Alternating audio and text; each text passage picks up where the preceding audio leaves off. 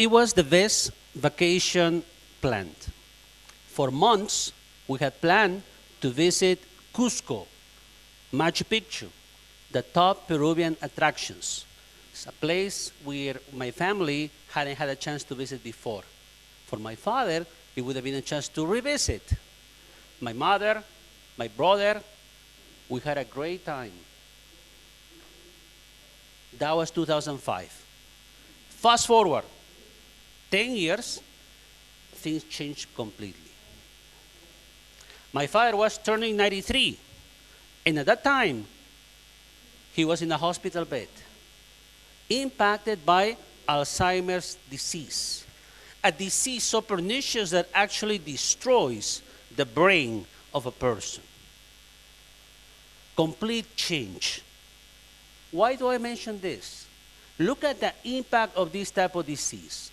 A person could be not feeling any symptoms, but eventually, step by step, progressively, and as of now, unavoidably, the brain is being destroyed by this disease. Why do I mention this today? Because artificial intelligence can actually help not only the patients, but also the families. If you had a person in your family impacted by Alzheimer's disease, you should know how painful it can be, how difficult it can get at the end of that time for a person with you. Why AI? AI can help you understand when symptoms that still are not noticeable for a physician can actually be identified through imaging, either a CAT scan, an image that AI could look at and recognize initial symptoms of what Alzheimer's disease is going to be. Only when you're going to start this diagnostic early, medication can work. My father was diagnosed very late in the game. No medication would have reversed or even slow down the progression of this disease. However, there is hope. There is the hope now that AI can help identify the disease at such an early stage that current medication or eventually new medication to be developed will be able to help and will be able to slow down the progress of this disease.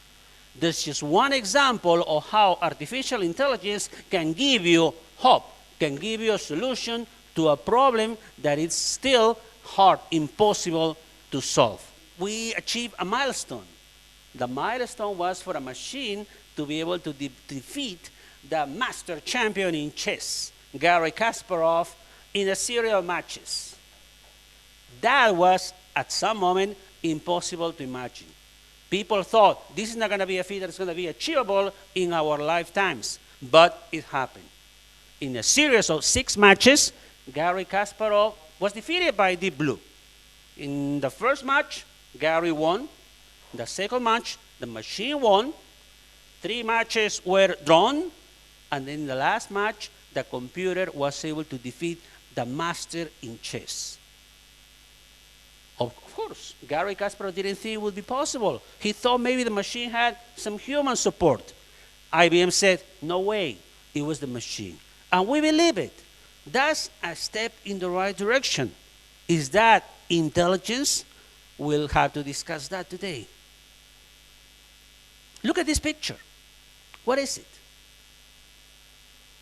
All of us don't even need to think to tell us that this is a wheel. How can you teach a computer to know that this is indeed a wheel? By definition, a wheel is going to be a circle. And we don't have a circle here. We have an oval, we have ellipsis, however you want to call it. But that's not a circle.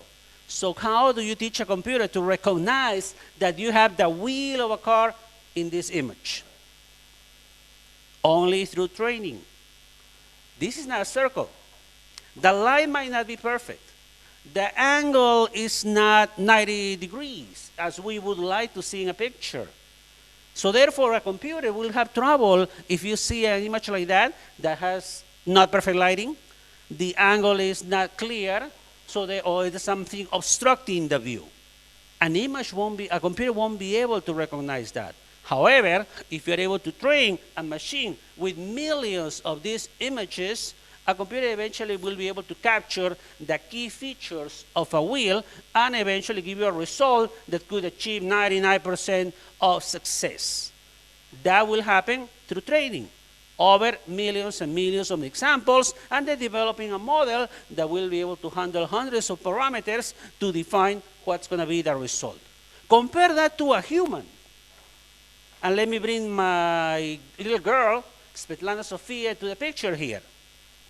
She went to the zoo, and she learned that this animal, this tall animal with long legs, is called a giraffe. She didn't need to know the name, but she recognizes now a giraffe. So I don't have to teach her anything else. Next time we go to the zoo, she will know that this tall animal, yellowish with black or dark spots, it is the same type of animal she saw before. She learned with one data point. While a computer might need hundreds, thousands, or millions of data points, a human, us as babies, only would need one data point to be able to recognize that this animal belongs to the class giraffe. Of course, she will know the name much later, but nonetheless, she now can recognize this using one data point. How is she able to do so? It is the result of evolution. 800,000 years ago, the Earth faced dramatic climatic changes. Our ancestors, back in the day, were faced with bigger problems. They had to adapt to this type of weather. And given these challenges, their brains grew. Their brains tripled its size over 600,000 years. That brain gave origin to what we call now the Homo sapiens, which is our species. So that growth allowed our brain to connect those neurons. The growth implied that the neurons, the 100 billion neurons that we have in our brains, were able to develop more and more connections, up to 1,000 trillion synaptic connections. And those connections are the ones that make us smarter. It doesn't matter how many neurons we have. We might not use them.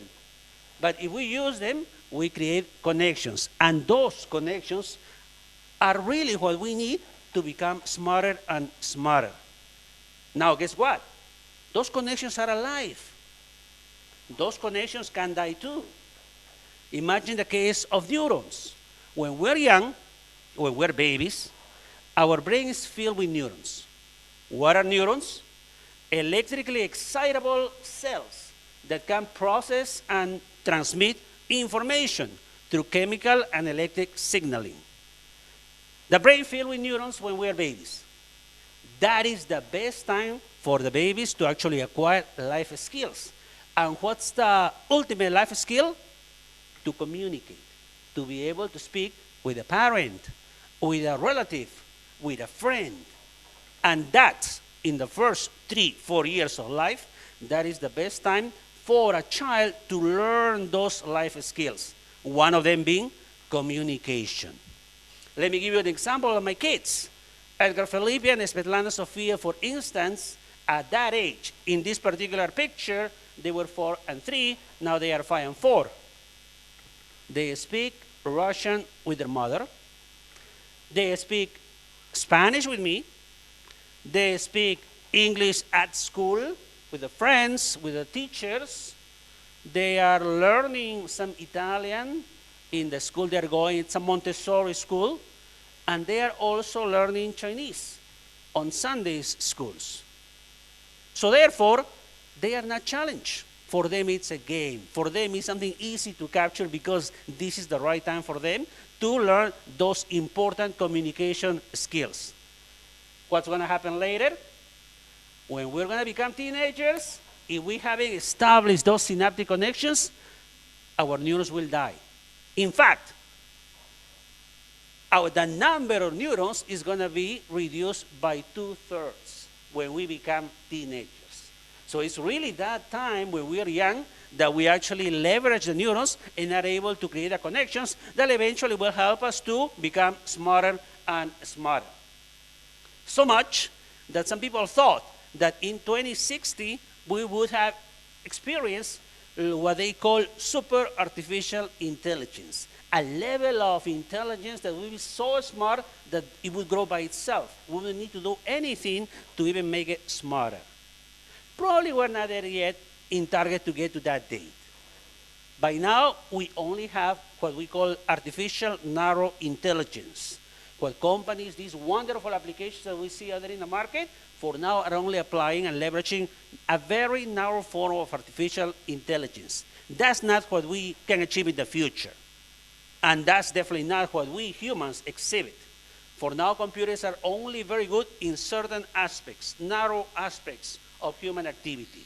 The goal, of course, of these developments eventually is to create a type of intelligence that will be very similar to how the human brain works. And that indeed has become the inspiration for many researchers to look for ways to make computers that will become smarter.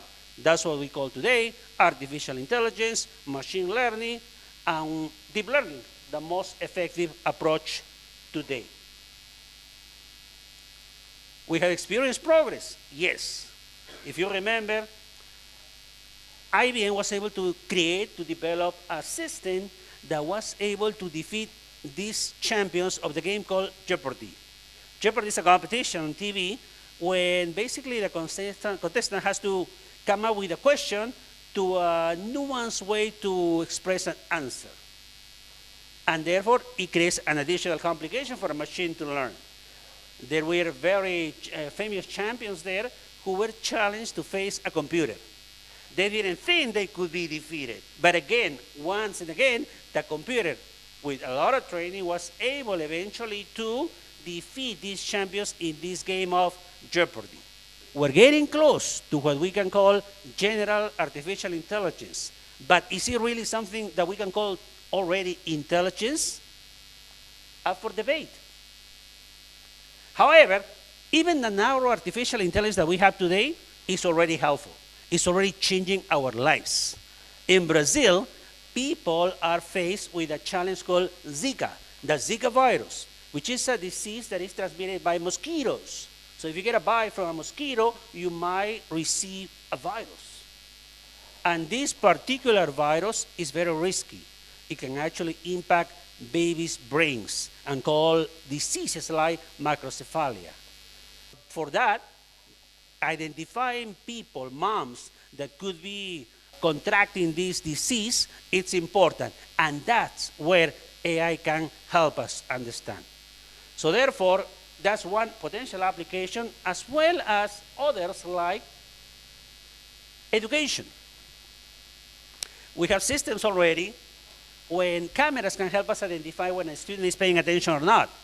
There are systems already that can allow us to understand if the student is really following out the materials as they should, and how professors can actually support the student so the student can actually get advantage and not get lost in the pack.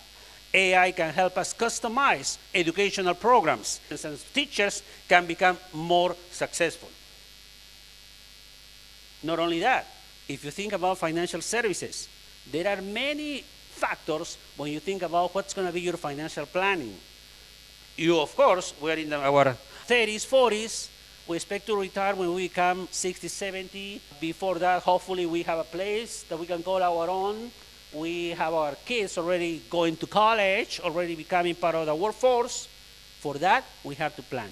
And for that, there are many factors that usually an investment advisor, a financial advisor, would have to look to suggest what's our best course of investments. Now, that part of the work can be automated. So AI can now incorporate all this information and come up with a plan for us to consider all these different aspects of our lives. Similarly, insurance. This lady had an accident, unfortunately, today. She went out, she was parking her car, and there was a signpost there that she didn't notice, and she hit it. Guess what?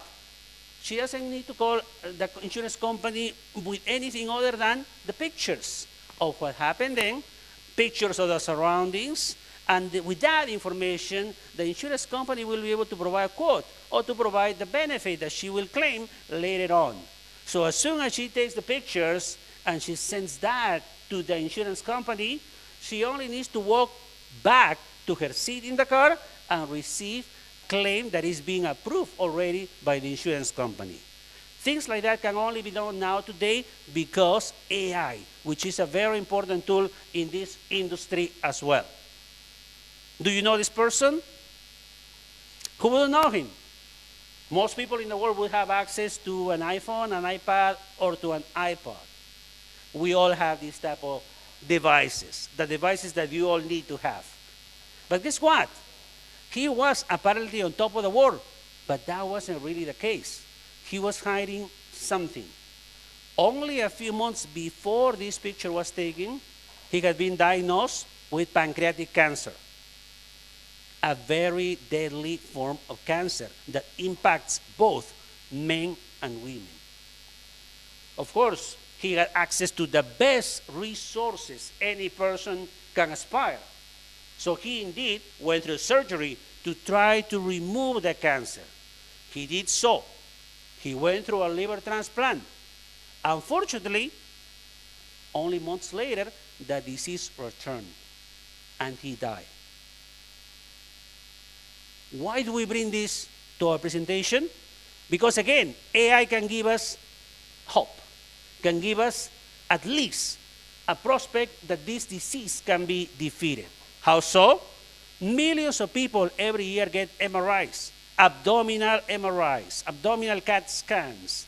The images that we are already producing can actually be fed into artificial intelligence models that can actually go through millions of samples, millions of data points to be able to determine or to predict with a very high accuracy if this person eventually will face this disease. There is hope. And that's the promise of artificial intelligence, not only across healthcare. This AI revolution is about to start. If you think about the level of intelligence of the most advanced machines today, it's probably only at the level of the mammals. Over millions of years, nature did a great job. Now we see if we, working together, AI researchers are able to live from nature. Thank you very much.